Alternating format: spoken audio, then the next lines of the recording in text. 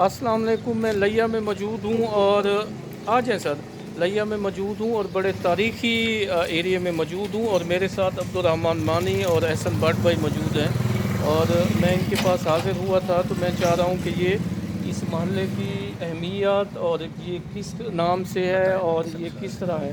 ये आपने मुझे भट्ट साहब के होते हुए जो है ना जी, ये मुझे भट्ट साहब हमारे निहायत ही काबिल और फैसल भाई आप दोस्त इधर हैं। आ जाए, पीछे आ जाए। ये जी लिया का उस तकसीम से पहले का डिफेंस है। अच्छा जैसे डिफेंस के पोश इलाके हैं ना, जी जी ये डिफेंस है। इतने खुले मकानात और जो ये माड़ियाँ और इन पे जो हुआ हुआ काम आपको कहीं नज़र नहीं आएगा।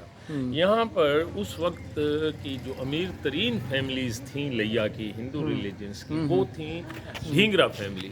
और ढींगरा फैमिली यहाँ पर आबाद थी। उसके बाद यहाँ पर सादात और माइग्रेटेड जो आए हैं गुड़ियानी पठान, उनको ये जगह अलाट हुई और वो लोग यहाँ पे ठहरे हुए हैं। जस्टिस शहबाज रिजवी साहब जो है, उनका घर भी इसी गली में। अच्छा अच्छा तो ये सारी ये देखें आप, ये घर देखें, वो घर देखें, इन घरों के आगे थल्ले होते थे ना, इतनी यानी कि उसमें वो थी, ये जैसे ये थल्ले दिखे, ये थल्ले होते थे और ये इनकी मलकियत है घरों की, यानी कि उस टाइम का ये लॉन अच्छा, था। हम ढींगरा फैमिली पे आ जाते हैं। ये ढींगरा मोहल्ला या ढींगरा फैमिली के बारे में आप थोड़ा बता दें ताकि लोग कंफ्यूज ना हों कि ढींगरा अब कहाँ पे हैं और उस वक्त उनका क्या। इस वक्त ढींगरा जो है, ढींगरा फैमिली इस वक्त पानीपत इंडिया में सेटल है और वहाँ पे वो रह रहे हैं। सिराइकी बोलते हैं। उनके एक परमवीर ढींगरा साहब हैं, वो हमसे राब्ते में रहते हैं और जब कभी आते हैं लाहौर तो वो यहाँ के लोगों को इकट्ठा करते हैं।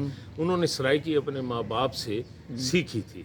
वैसे बहुत सारी नई नस्ल अब बोलने पे सराइकी नहीं नज़र आती। ढींगरा फैमिली से रिच सुनार इसका का मतलब ये है कि वो सुनार का काम अगर करते थे, ये तो अब हमारे जो दोस्त सेटल हैं या माइग्रेट होके आए, ये इनकी तो एक अपनी अहमियत या अलाटमेंट, लेकिन उनके इस अब यही इसी हवेली को देख लें आप या इसके ऊपर काम देख लें लकड़ी का। बट साहब मैं आपसे भी चाहूँगा, ज़हरे आप इसी मोहल्ले में रहते हैं, आप कब से इनको देख रहे हैं और कैसा आपके लिए, आपकी यादों में ये कैसा है? अमृतसर से हिजरत करके आए थे 1947 में, तो हम ये उस वक्त से ही देख रहे हैं और ये बड़ी अच्छी हालत में थे। आर्किटेक्चर बहुत खूबसूरत है, ये जो भी काम हुआ है इसकी डिज़ाइनिंग बहुत अच्छी है।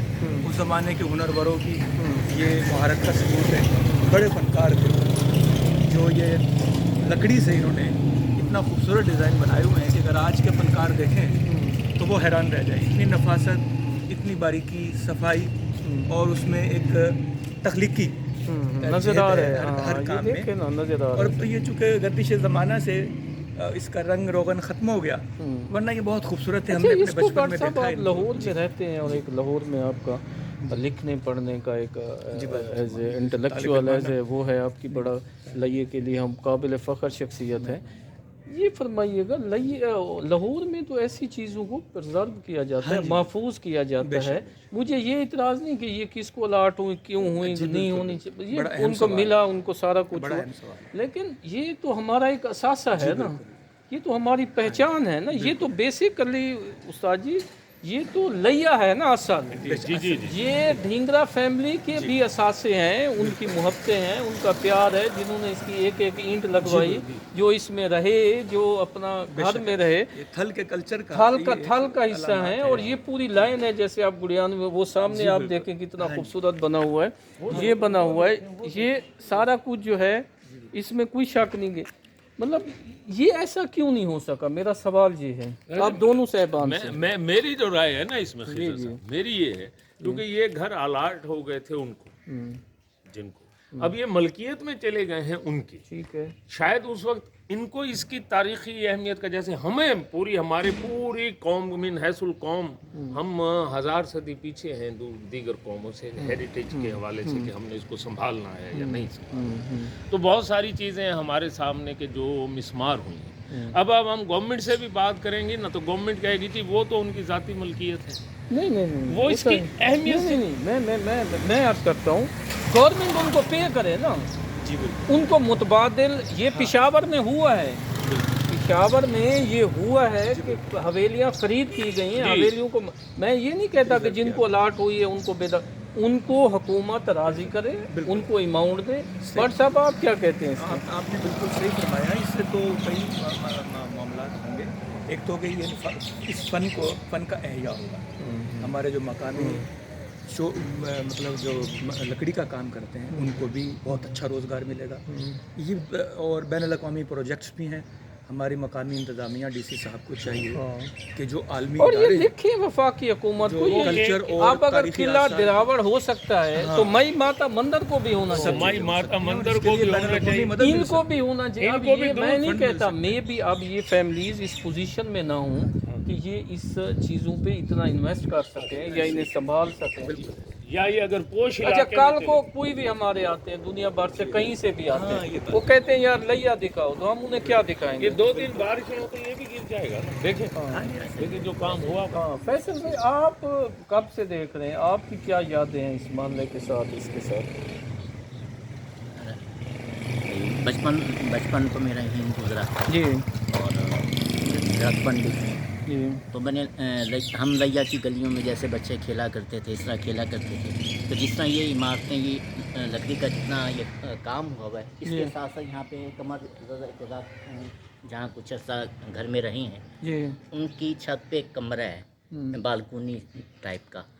तो जिन्होंने ये घर खरीदा, शहजाद शाह साहब जैसे शहबाज रिजवी के भाई, तो उन्होंने कहा फैसल ऊपर जाओ, आपकी ही पसंद का एक कमरा है जिसको आप देखोगे तो आपको दिल को अच्छा लगेगा। प्रेम मंदिर। जब मैं छोटी सी इतनी सी पतली सी गली सीढ़ियों पे चढ़ के ऊपर चढ़ा तो वो रंगीन नक्काशी का काम था। अच्छा, बहुत खूबसूरत काम हुआ है। और उसमें जब मैं अंदर दाखिल हुआ तो उसमें एक अनोखा सुकून महसूस हुआ। यानी बाहर मौसम गर्म था, अंदर जो उस बालकनी वो छोटा सा कमरा है, उस तंग कमरे के बावजूद, यानी जब कमरा तंग हो तो उसमें घुटन का एहसास होता है, मगर वो ऐसा डिज़ाइन किया गया है कि उसमें सुकून मिलता है और खुशी महसूस होती है। तो बालकनी से झाँको तो मौसम कुछ और है, अंदर उस तंग उसमें बैठो और उसमें रंगीन जो नक्काशी का काम हुआ है वो सबसे अनोखा है, खुशी का एहसास होता है। मैं कुछ अर्सा पहले शालामार बाग गया तो उधर एक बाग है जो कपल्स के लिए है। अच्छा, तो वो शश पहलू है, उसके अंदर जाओ तो उसमें गर्मियों में ऐसे होते जैसे एसी हो, सर्दियों में जाओ तो ऐसे होते जैसे वहाँ पे गर्म हवा हो। तो वो कहते हैं कि हवा जब नीचे उतरती है तो वो जो शश पहलू जो उसकी डिज़ाइनिंग है उससे हवा टकराती है, तो गर्मियों में मौसम ठंडा हो जाता है उस जगह का और सर्दियों में गर्म हो जाता है। तो वो छोटा सा कमरा सेम ऐसा था जैसे, चूँकि गर्मियाँ थी तो मुझे फील ऐसा हो जैसे ठंडक, एक सुकून। तो हमारे लैया में इतना ज़बरदस्त काम हुआ है और इतना हमारा उस दौर के इंजीनियर और कारीगर इतने ज़हीन थे। सर ये जैसे ये देख लें या जैसे फैसल भाई फरमा रहे हैं, और ये चीज़ ये देखें ना, अब गौर से देखें तो ये चीज़ें लैया तो ये है ना सर। हाँ जी, लैया ये। अब जो लैया हमसे पूछेगा, और मैं अपना वज़ीर आला पंजाब जो मैं समझता हूँ कि आनर है पंजाब के लिए, वुमेन के तौर पे मरियम नवाज़ शरीफ का आना एक बड़ी रिस्पेक्ट और आनर है, लेकिन मैं समझता हूँ कि वो डायरेक्शन ने कमिश्नर डीजी खान को और डिप्टी कमिश्नर लैया को कि वो इस हवाले से डायलॉग करें, बातचीत करें, और रियासत और हुकूमत ऐसी इमारतें जो है, और ख़ास तौर पे लैया में, मतलब मैं इस चीज़ का बड़ा, मुझे कहने में कोई आर नहीं कि अगर मरियम नवाज़ शरीफ साहिबा यहाँ पे तशरीफ़ लाएँ और वो कहें मुझे लैया दिखाओ, तो हम उन्हें क्या दिखाएंगे? और अगर हमारे दोस्त जिनके ये असासे थे, जिनकी ज़िंदगियाँ थी, जिन्होंने वो लम्हात यहाँ पे गुजारे और ये बिल्डिंग मुकम्मल हुई, और अगर उनकी ये हालत होगी कि टूटी खिड़कियाँ और ये होगा तो उन्हें भी दुख होगा। और जैसे आप फरमा रहे हैं ढींगरा फैमिली का, वो एक बड़ी फैमिली थी और बड़ा कंट्रीब्यूशन था। तो मैं समझता हूँ कि हम तमाम दोस्तों का इस चीज़ पे इत्तफाक है, और मैं समझता हूँ जस्टिस रिजवी साहब भी जो है इस हवाले से अपना किरदार अदा करें, क्योंकि वो लैया की एक काबिल फ़ख्र शख्सियत हैं, और उन्हें चाहिए कि वो इस मामले में जो है अपने ताल्लुक़ को और अपनी अथॉरिटी को मुस्बत अंदाज में करें और लैया को महफूज बनाने में किरदार अदा करें। एहसन भट्ट साहब, मैं आपका, अब्दुर्रहमान मानी साहब का और फैसल भाई का मशकूर हूँ कि आपने, उम्मीद है ये इस पर एक्शन लेंगे जी, और मरियम नवाज़ शरीफ भी जी, और दीगर हमारी इंतज़ामिया भी, ब्यूरोक्रेसी भी, और इसको प्रिजर्व करेंगे।